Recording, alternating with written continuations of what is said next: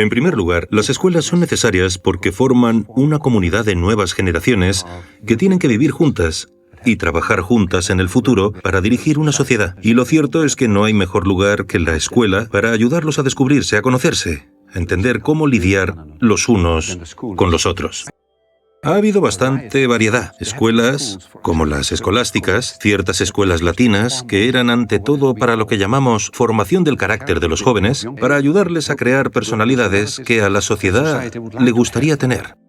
Un niño que conoce las emociones es un niño que funciona mejor porque si tiene miedo a fracasar, ya no dice, los deberes son una mierda. No, dice, me temo que no soy capaz de terminar mis deberes. Si acude a ti y te dice eso, entonces sabes qué puedes hacer por él. Y él puede aprender a lidiar con ello también. Exacto. Pero lo contrario también es cierto. Enseñar a los niños a interpretar las emociones de otras personas, sobre todo los adolescentes en la pubertad.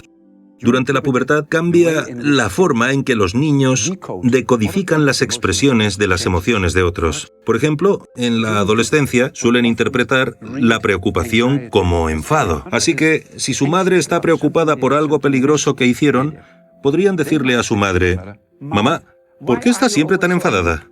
Y la madre les contesta, no estoy enfadada, solo preocupada. Pero el niño, debido al hecho de que decodifica, entre los 12 y los 15 años, las expresiones de las emociones de distinta forma, no lo interpretó así. Y es posible que la madre piense que carece de empatía.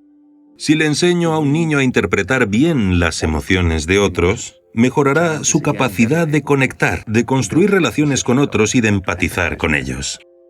Existen tantas formas de aprender como tipos de inteligencia múltiples básicas: visual espacial, verbal, cenestésica, lógico-matemática, musical, etc. En cambio, hablar de inteligencia emocional implica hablar del funcionamiento de todo nuestro cerebro.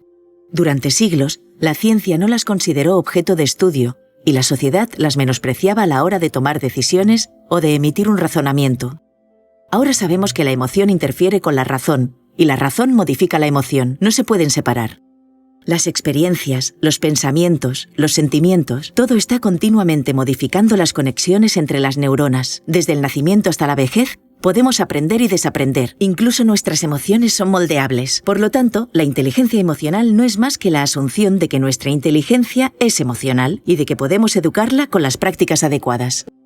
¿Es fácil comprender las emociones? Sí y no. Hasta cierto punto son fáciles de entender porque sabemos cuándo una persona o nosotros mismos disfrutamos o estamos nerviosos o tristes. Por otra parte, también son siempre complejas porque casi siempre tenemos emociones mezcladas, varias emociones a la vez.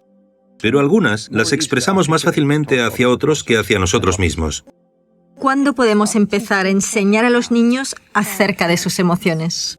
Yo diría que empieces alrededor de los 2 o 3 años y sigas hasta que terminen el instituto, alrededor de los 17 o 18 años, basándote en las distintas etapas de desarrollo. Podemos educar las emociones de dos formas: aprender a percibirlas, a indicarlas adecuadamente, expresarlas, pero también a gestionarlas.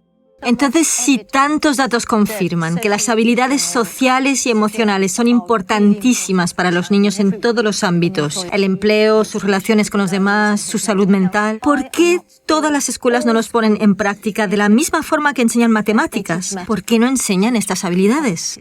La mayoría de las escuelas no lo hacen de forma sistemática. No tienen tiempo, ni apoyo, ni financiación. Pero lo más importante es que no saben cómo hacerlo.